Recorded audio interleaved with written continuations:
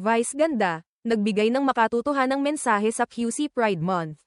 Sa ginanap na pagdiriwang ng Pride Month sa lungsod ng Quezon noong Sabado, ika-28 ng Hunyo, isang makapangyarihang pahayag ang iniwan ng kilalang komedyante at aktres na si Vice Ganda.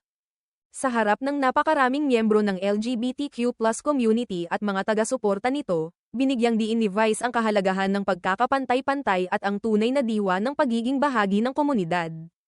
Ayon kay Vice Ganda, bagamat mayroon na siyang mga natatamasang pribilehiyo sa kanyang estado bilang isang kilalang personalidad, hindi ito dahilan upang kalimutan ang ibang miyembro ng LGBTQ+ na patuloy na nakararanas ng diskriminasyon o kawalan ng pagkakataon. Kung tutuusin, may pribilehiyo na ako, Pero hindi porke may pribilehiyo ka, iiwanan mo na yung mga kasamahan mong hindi nakakatanggap nyun, ani Vice.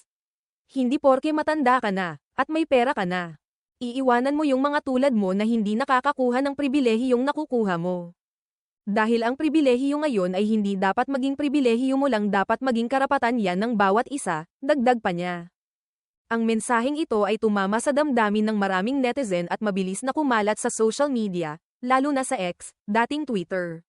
Umani ito ng mga papuri, suporta, at ilang maanghang na komento mula sa mga miyembro ng komunidad na tila napagod na sa ilang personalidad na hindi umano sumusuporta sa kabuuang adhikain ng LGBTQ+.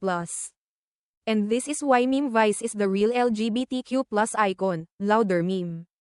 PS Queen Gina nyo, Renee Salod at Ricky Reyes. Makinig kayong dalawang matandang toxic Renee at Ricky. Ang mga komentong ito ay patunay lamang kung gaano kalalim ang naging epekto ng mensahe ni Vice sa mga nanunood. Hindi lamang ito simpleng pahayag mula sa isang artista, ito ay panawagan para sa mas malawak na pagkakaisa, lalo na sa hanay ng LGBTQ+ na madalas nahahati dahil sa pagkakaiba ng opinyon, estado sa buhay, at pananaw sa mga issue. Sa mga nagdaang taon, naging mas vocal si Vice Ganda sa mga usaping panlipunan, lalo na pagdating sa gender equality, human rights, at diskriminasyon. Ginagamit niya ang kanyang plataporma upang ipaglaban ang mga isyong hindi basta-basta nabibigyang pansin sa mainstream media. At sa bawat salita niya, nararamdaman ang kanyang sinseridad bilang isang taong dumaan din sa mga pagsubok na kinahaharap ng marami sa komunidad. Sa pagtatapos ng kanyang mensahe, muling iginiit ni Vice na ang tunay na tagumpay ay hindi lang nakukuha kapag ikaw ay nakalampas na sa hirap. Ang tunay na tagumpay ay kapag nailalaban mo rin ang karapatan ng iba, lalo na ng mga taong hindi pa nakakamtan ang katarungan, pagkakapantay-pantay, at respeto na dapat ay para sa lahat.